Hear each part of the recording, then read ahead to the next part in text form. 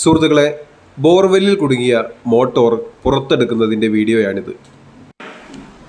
ഇവിടെ സംഭവിച്ചത്, ടാങ്ക് നിറയാൻ സാധാരണയിൽ കൂടുതൽ സമയമെടുക്കുന്നു എന്ന് മനസ്സിലാക്കിയ ഉടമസ്ഥൻ ഇലക്ട്രീഷ്യൻ്റെ നിർദ്ദേശത്തോടെ മോട്ടോർ പൊക്കിയെടുക്കാൻ നോക്കുന്നു.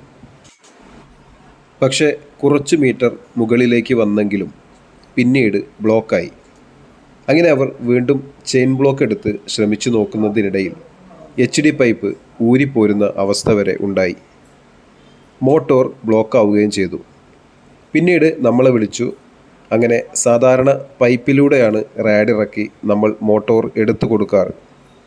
ഇവിടെ പൈപ്പില്ലാത്തതിനാൽ ബോറിലേക്ക് റാഡിറക്കി കൊളുത്തിയാണ് മുകളിലേക്ക് ഉയർത്തിയത്.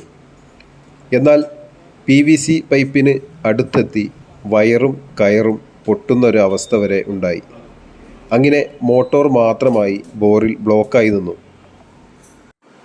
അങ്ങനെ 30 അടിയിൽ കൂടുതൽ താഴ്ചയിലിരിക്കുന്ന മോട്ടോറിൻ്റെ ഓസ്കോളറിനകത്തേക്ക് നമ്മൾ ഈ റാഡ് ഇറക്കാൻ ഒരുപാട് കഷ്ടപ്പെട്ടു.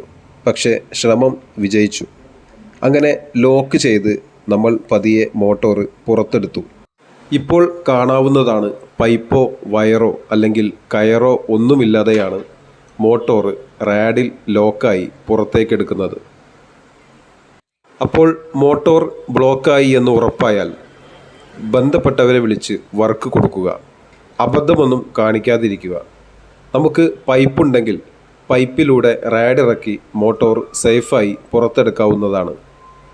അല്ലെങ്കിൽ ഇതുപോലെ പുറത്ത് നമ്മൾ ലോക്കിട്ട് വയറും കയറും എല്ലാം പൊട്ടുന്നൊരവസ്ഥയിലേക്ക് വരാൻ ചാൻസ് ഉണ്ട്.